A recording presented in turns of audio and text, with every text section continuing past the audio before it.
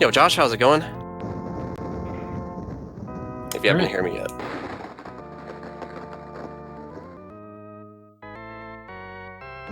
Hello, hello. Yo, how's it going, dude? I think I'll turn that down a little bit more. Hey, going TV. good, going good. Nice, man. Congrats on your run earlier, man. Good stuff. Game screen's cut off. Yo, how's it going? I think everything's good on my Actually, part. hold on, sorry. It's all good.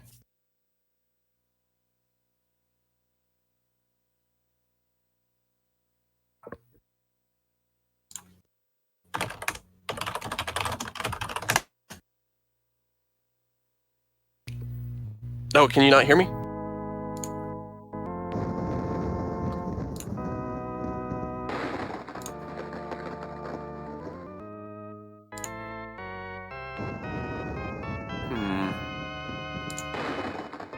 I see the ring around my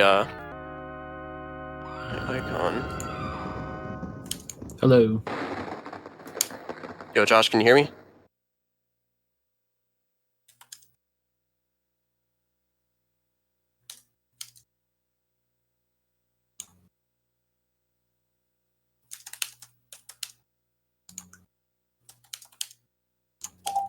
There we go, okay. Yo, can you hear me? Got it now, Sick. All right, cool. Sorry. It's all good. It's all good. Okay. Little tech issues and whatnot. Yep. Just speaker settings, but it's all good now, and we should be ready to go on this.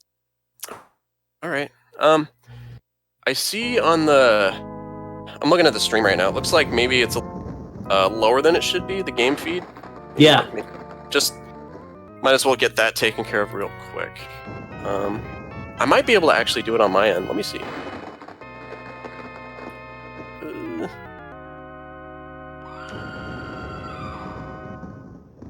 I don't know if that's any better.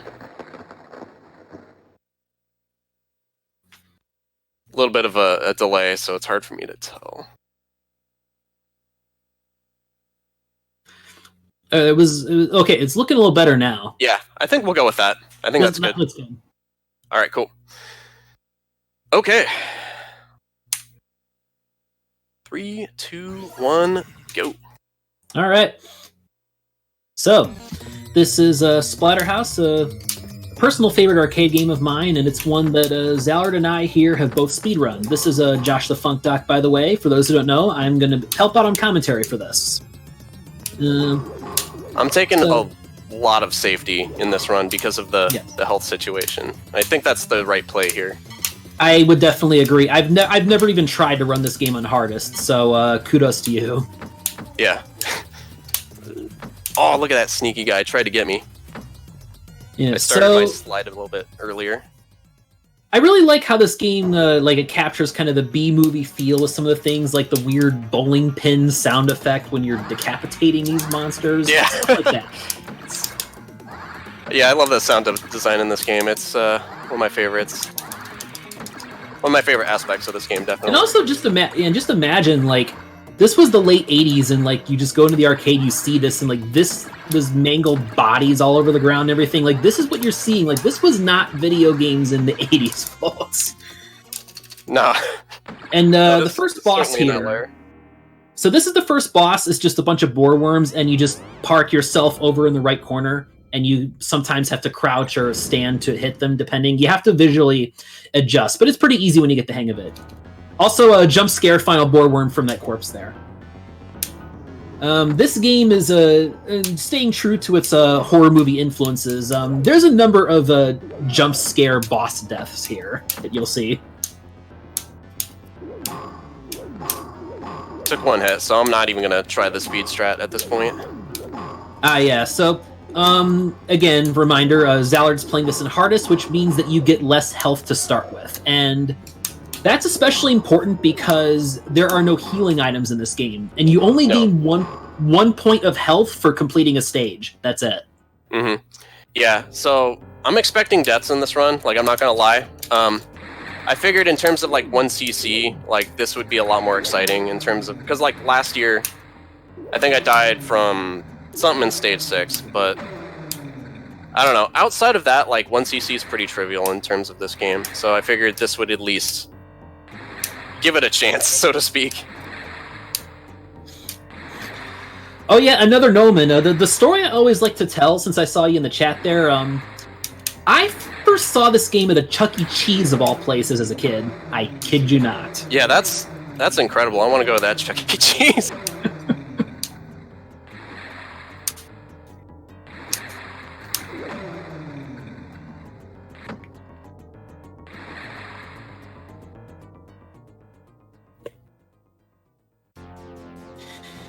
Yeah, this game came along just a little bit too early to get caught up in that whole 90s discourse there. And we're going to go to the boss. Now, this boss has a really cool speedrun strategy, but we'll see if we go for it here. Basically, what you're trying to do for speed is... Ooh, I didn't get the first frame, but still, we still got the backup. Nice, because you want to hit like the floating knives and the painting. You want to hit them with slides, because slides do a lot more damage. That's another thing, which for those who don't know, so a lot of speedrunning this game is using the slide, because I believe you move damage than your normal attacks. Like, your punches and kicks normally deal 1 point of damage, I think, and then the slide does 2 points of damage per hit. And you can get a lot of hits on situations like that Stage 2 boss there. Stage 3, this one introduces you to the shotgun, and you get to make use of the ability to instantly, automatically pick up items when recovering from a slide. Got your HP manip. Yeah. All right, we're building up our life a bit back from the what was it, Stage 2 debacle. That room is always like where I lose life, because if I mess up, then the lag kind of compounds on inputs eaten, and it becomes a little bit rough to recover. We have an auto-scroller here for Stage 4, so I'll use this time to explain what went on with the Stage 3 boss there, Biggie Man. So the deal with him, normally he bounces way high up backward and then forward after you shoot him, but you can manipulate his HP to prevent him from ever bouncing high up, so that you can just keep comboing him with a shotgun over and over. And I believe it's like getting his HP to an odd number or something. Yes, correct. Yeah. So the jump kick that I threw at him and connected, that made his HP odd, so he doesn't get me. Yeah. The Stage 5 boss, which I imagine a lot of you in the chat have spent quite a bit of time tearing your hair out over, she has a similar HP manip as well. Yeah, that one's probably the most interesting boss fight in the game. Easily. Yeah, it looks pretty different compared to like a casual fight with that particular boss.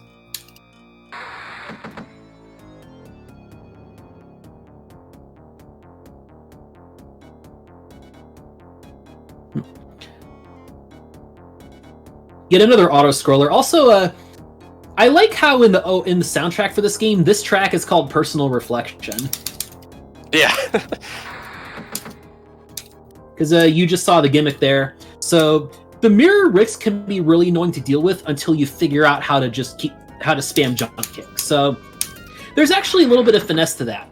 Normally in this game, when you do a jump attack, so when you jump in this game, normally your first attack will be a jump kick, and then your rest will be jump punches, which are a lot less useful for the most part. But if you jump and then hold down, you'll just continually do jump kicks while you're in the air. Yeah.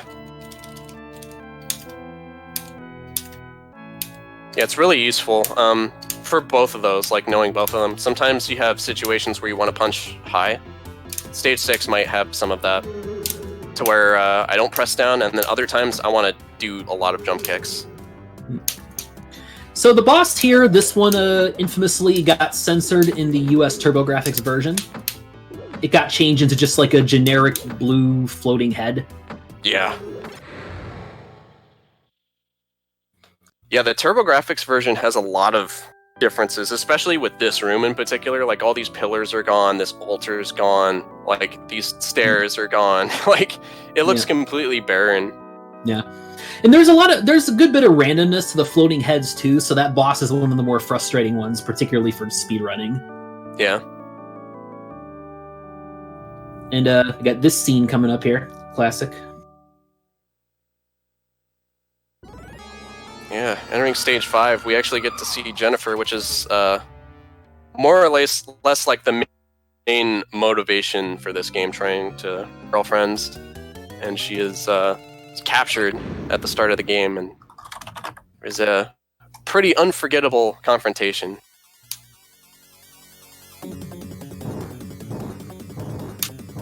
So stage 5, this stage, and especially the boss of this stage, is the Gatekeeper of this game for most players.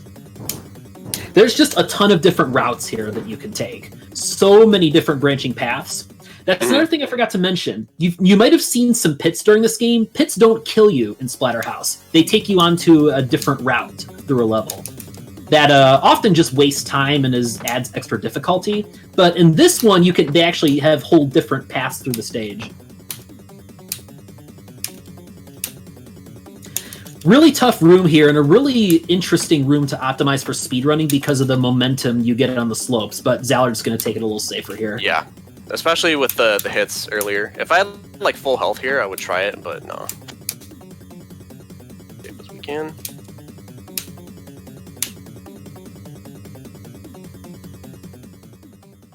Because sometimes it can jump and hit you over your... Yeah, it looks a lot smoother in a speedrun, because I'm pretty much just going for the risk every time, but in terms of conserving health, like, I really want to try to bring as much health as I can to the later stages. 6 and 7 are really random. So, it's kind of just like insurance, making sure that, like, I get bad luck, okay, at least I have the health for it. Yeah. And so with all the different routes through the stage, Zallard is going to take the fastest route through the level, which is just all bottom. This is one of the rooms. The Necromancer. Yeah, the Necromancer. This is one room where I actually want to continue doing the speed strat. Yes, for sure. There we go. I love the music and him just saying, "I'm grooving." In that room, it's a favorite. You have to keep hitting him really quickly like this, or else he'll like bring a bunch more zombies back to life, and they'll just flood the screen. So very good job there. And again, like I said, take the bottom route again. All lower route is the fastest route through this stage, and I think the easiest as well. This section can get a little bit hairy with the dogs combined with the weird floating anime ghosts above, but yeah, it's not too bad. All right, I'm gonna try to concentrate on this. You can go ahead and commentate. I'll probably just mute Mike for a little bit, and then I'll come back after. So go right ahead. Yep. So Jennifer, this boss is the part where most people who play this game eventually tap out, but there is a strategy that involves taking her hit points down to an odd number and then just using slides to keep comboing her. What this does is it actually skips her cutscenes where, she turns from the monster back into Jennifer, then back into the monster. You can skip all those cutscenes by hitting her with slides when her HP is at an odd number, because her cutscenes only trigger when her HP is at certain even numbers. So Zallard just did it there, got the infinite. Yep. And that's that. Yeah, each phase is separated by a cutscene, 6 HP in, so you get her to 5, you do the slide kick, it skips it. So that sequence works every time, as long as you execute correctly. And that works because the slide does 2 points of damage per hit, so if you get her HP to an odd number before you start the slides, then it keeps it at an odd number. That's how that works. Actually, weapons all do 2 points of damage as well. That's why the HP manipulation worked with the Stage 3 boss, Biggie Man. Yeah, exactly. So yeah, this stage is... So, as someone in the chat mentioned at the start of this run that Stage 6 is the hit squad, and I think that's pretty accurate.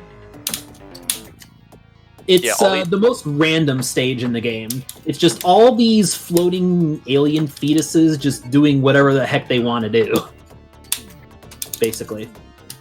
There are things you can do to keep yourself safe. Jump punches are actually useful here for one of the few times. And sliding into them, like sliding to quickly kill the aliens is very helpful. But even there may be times where you just get hit, you get caught in a bad spot. That'll happen occasionally on this stage. That was almost one of them. A little bit ago. Very nice here. The boss has a really interesting speedrun strategy that involves basically jumping back. You jump backward, and then you hold forward to build up momentum so that you can do the slide. Like Zallard's doing, yeah. He did a couple of those. It's one of the trickier strats in terms of execution. Mm-hmm.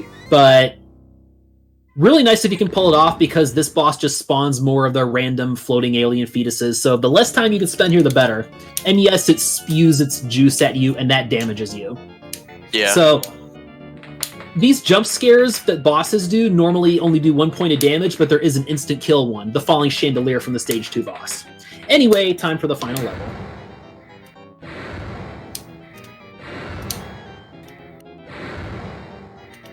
So luckily, all the patterns here are all completely fixed. So this isn't too bad once you this is actually an easy level once you practice it. Yeah. The boss, on the other hand, very different story.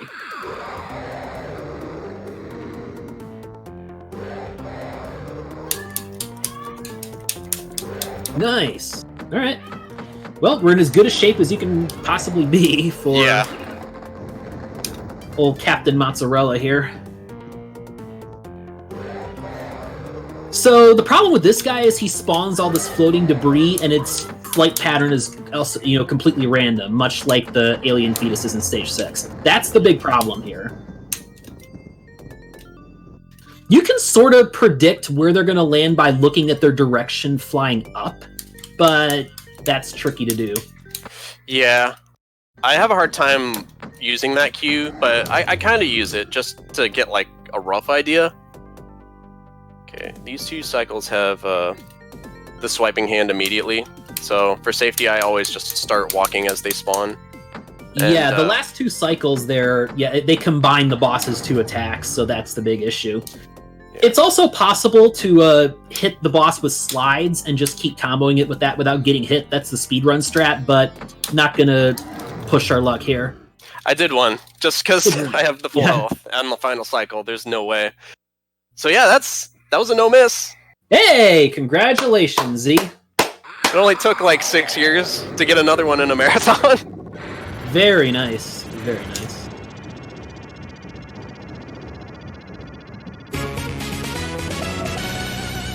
By the way, fun fact for score, it's possible to get a double KO on the boss, like kill the boss as you die from its debris, and that's how you can farm. There's a trick to farm points with that. Yeah. Just a fun little fact. But yes. Great job, Zallard. You got some of the nice, cool speedrun strats in there. Really happy, and fantastic run. Thank you, dude. Thank you. Real happy with that. All right, so next up is going to be Arcade Super Punch-Out. This is probably technically the least safe game I'm going to be doing for this. Although Police Trainer's probably comparable just because of my skill level. But so Arcade Super Punch-Out has there's 1 loop through the game, which is 5 fights. I'm going to be trying to go for all unique fights, which my definition of that is every single fight the game has to offer until the difficulty stops increasing. So that's going to be 16 fights. A lot of these are very difficult. One of which is, in my opinion, the most difficult fight in the Punch-Out series. And then there's also limited continues in that game. I may not be able to finish it, but we'll see. You get 1 continue coin, and then if you can't finish from there, then it boots you back to the first fight of the game. So we're gonna try our best. We're gonna get as far as we can, and if we we can finish the category. Last year I finished the category, but I didn't get a 1 credit clear. I lost to Great Tiger 2. So hopefully we'll get a little bit farther than that. But I don't know. The game is just really hard. We'll see what happens. So, being this, I'm doing all this on hardware. Arcade Punch-Out is a very special beast, being a double screen game and a Nintendo game from 1983. So it's gonna require a bit of setup. So bear with me for quite a while. So yeah, I'll be setting that up real quick. Stay tuned. Thank you very much, and I'll be back in commentary for that too.